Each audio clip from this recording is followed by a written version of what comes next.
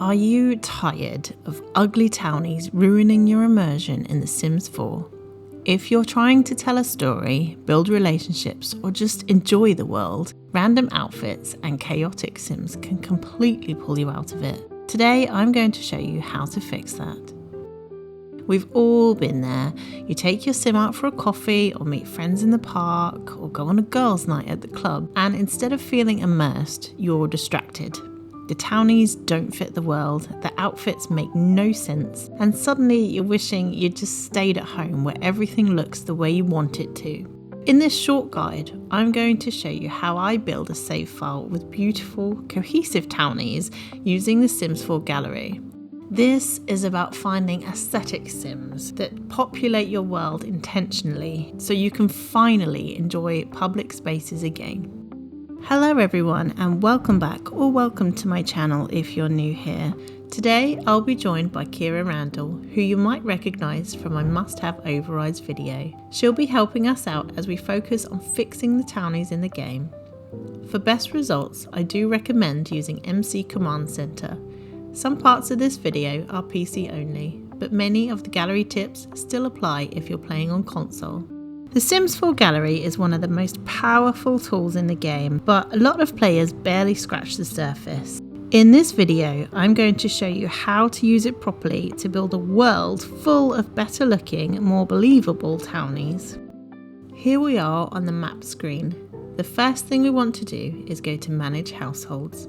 When you click this, you'll see all of the Sims you currently play with. You might only have 1 or 2 households here, or you might have more. I'm using an older save file as an example today, so I've got the Watson family showing here. If you have Sims you don't actively play with, I'd highly recommend unchecking the heart icon. This helps the game run more smoothly.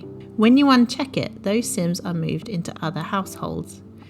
This is important because this is the tab where the game pulls the townies from to populate your world. And you can already see the problem. We've got some naked Sims here. Some Sims are Maxis created and some are completely randomly generated. These are the Sims that are walking around your neighbourhoods. The longer that you've been playing in this save file, the more randomly generated Sims you may have. So if you don't want your townies to look like this, and instead look like this, keep watching. Now at this point, I know I definitely don't want most of these townies in my game. The most important thing here is to decide which Sims you do want to keep. If there are specific characters that you care about, leave them in. For example, if you want Father Winter to show up at Christmas, you need to keep him. If you delete him, he won't spawn. The same applies to familiar characters like the Goths or Agnes Crumplebottom. Anyone you want to continue seeing in your world needs to stay. Anyone you delete will no longer spawn. Once you've decided who you want to keep and who you want to remove, simply click the X.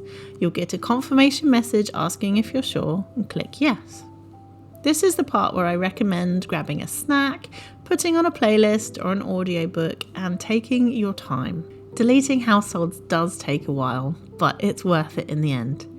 When you're finished, you'll have a clean slate, and from here we can move on to the gallery.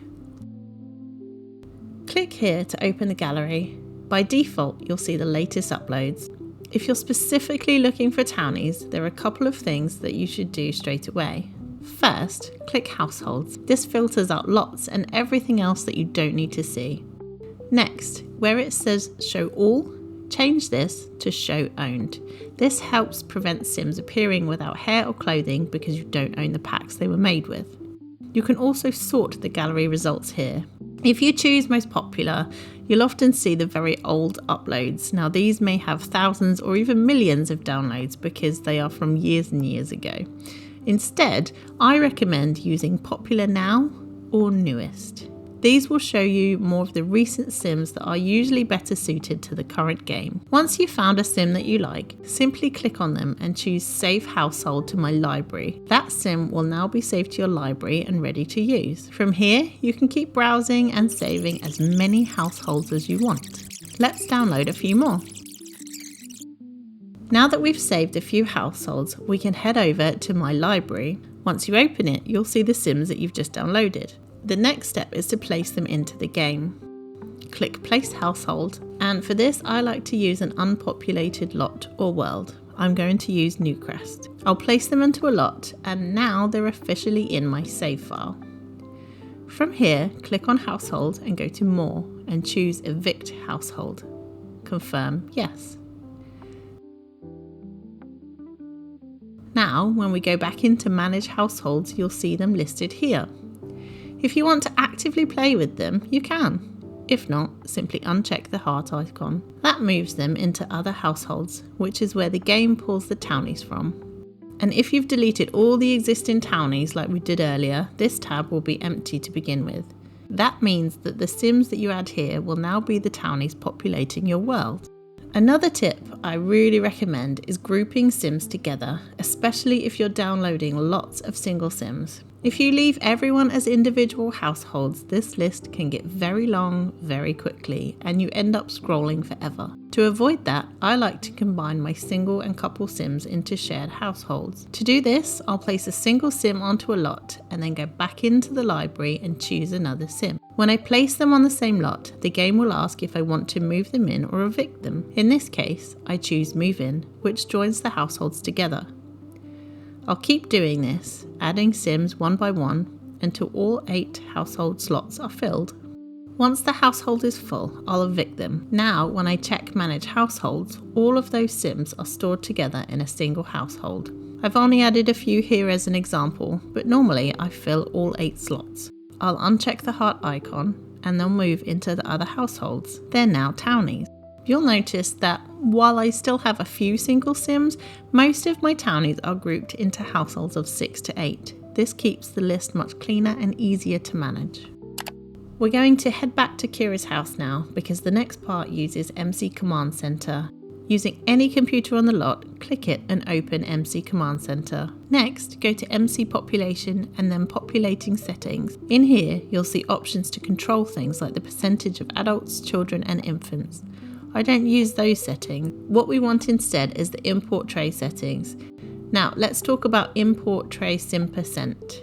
By default, this is set to 0, which means the game won't pull any of the Townies that you've just spent time placing. It will continue to generate random Sims instead, which is what we do not want.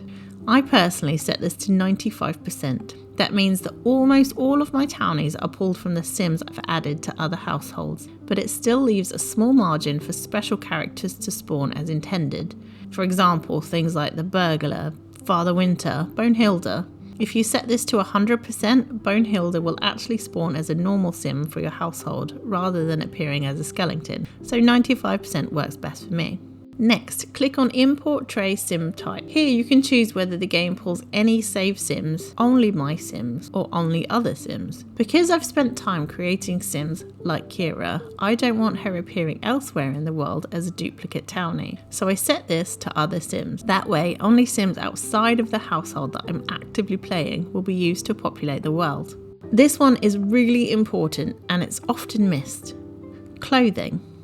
By default, this setting is disabled, which means that the game will import your Sims without their outfits. This is why you sometimes see Townies walking around half-dressed or just in their underwear. You want to make sure that this is enabled. When it's turned on, the game imports the Sims exactly as you saved them. If you skip this step, all the work that you've done choosing outfits is basically undone, so definitely double check that this is enabled. Next is Import Bypass Appearance. What this setting does is to stop the game from making automatic changes to a Sim's appearance when they're imported to replace a randomly generated Townie. By default, this is disabled, which means the game can still change things like hair, body shape, or other physical features, even if you've downloaded or created Sims that you really like. I always enable this. When it's turned on, the Sims keep their exact appearance from how they were saved. No random hair changes, no unexpected edits. They'll look exactly the way you intended. Now that the slate is clean, we can start intentionally repopulating the world using the gallery instead of letting the game decide for us. The key here is choosing the right creators, or if you're a bit of a perfectionist like me, choosing Sims that have a really strong base so you can take them into CAS and give them a light makeover using the packs or CC that you already own. These are some of my favourite gallery creators for Townies. They make beautiful Sims that feel grounded, realistic, and actually belong in the world. I'm not just looking for pretty faces here, I'm looking for good outfits, cohesive styling, diversity, and Sims that make sense together as families, couples, or friendship groups. I'll leave their usernames in the description so you can explore their uploads properly. Some of my favourite creators for Townies are Simmy Sweetness, Sims for Denise, Pug Owned for pets, Magic Blue Dragon, Cowplant Snacks. This creator also makes amazing realistic horses.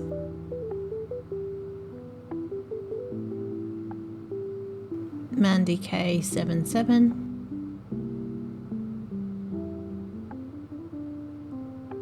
Honey May Sims,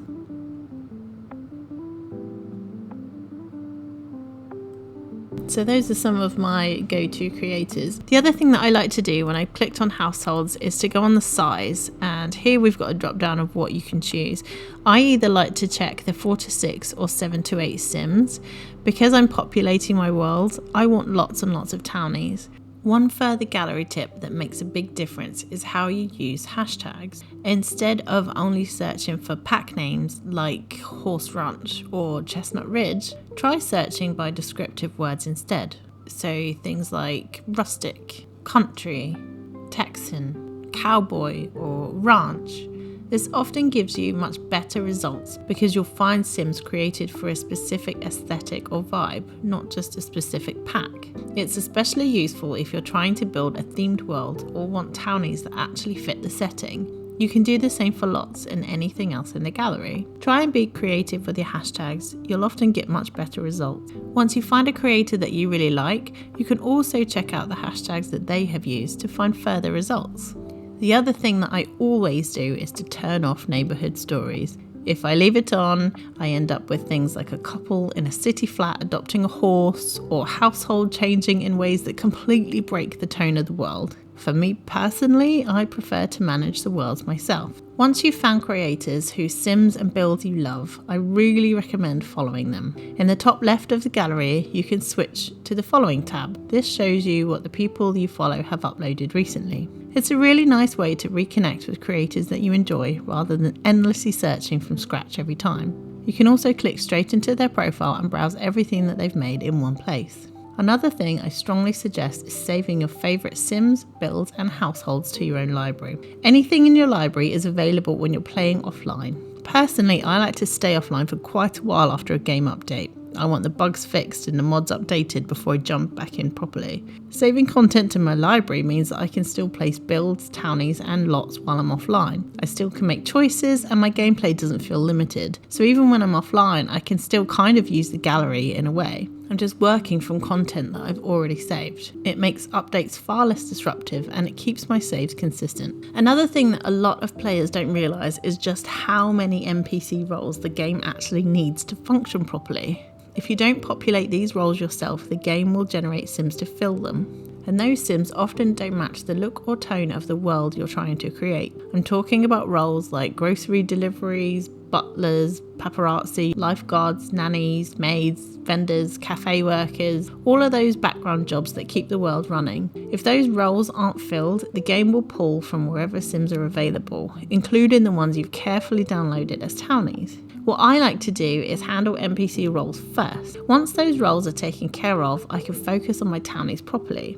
Their careers make sense, their lives make sense. They're not suddenly turning up as a pizza delivery person when you know that they're the head teacher of the local high school. It means that the game isn't constantly scrambling to generate Sims from behind the scenes. Everything feels more stable, more believable, more intentional. You don't need to do this all at once. Even covering the main NPC roles will make a noticeable difference. This is one of my favourite creators for NPC roles. They pretty much have every type of NPC covered, and they usually have 6 to 8 sims that can generate in the roles needed. So you can just put them in the game and forget about it. Even with all of this in place, the game will still occasionally generate 1 or 2 random sims. What I like to do every now and again, especially before filming, is to go into my neighbourhood view and scroll right down to the bottom of the household list. Here you can usually find 1 or 2 randomly generated townies, and if I really don't like how they look, I'll just delete them.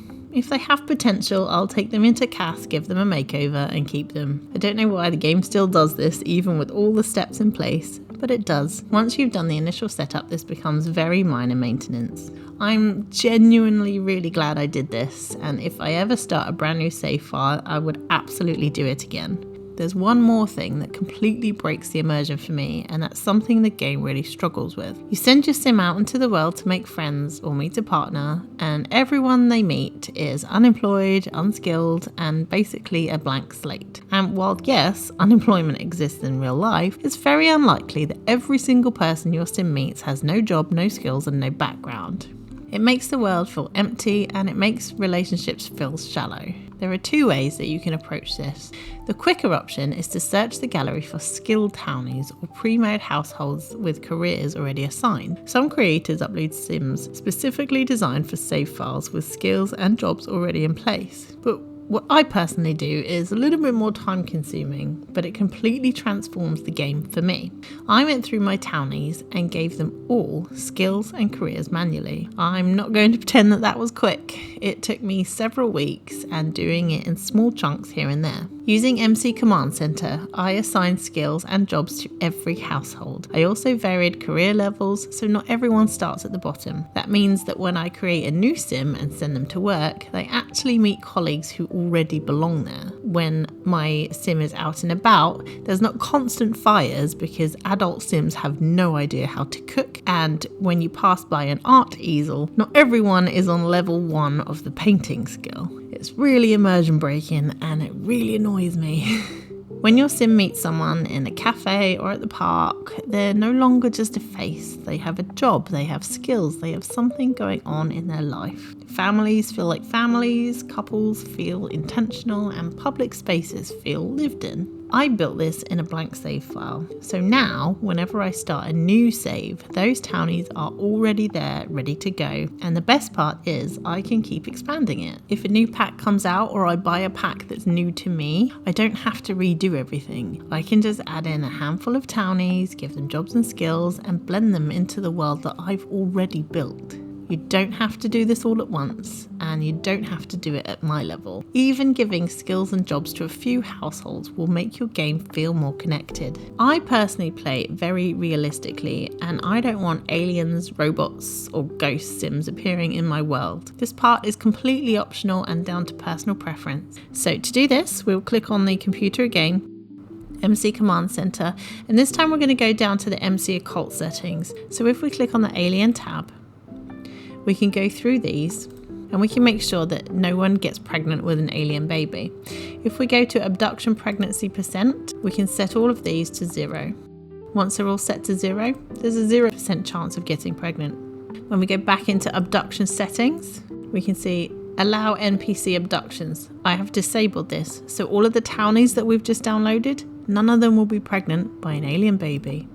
When we go to abduction frequency, we can select no alien contact. So now your sims can use the telescope without getting abducted by an alien. If you then go down to maximum aliens, we can set it to 0. That means there are absolutely no aliens in the game whatsoever.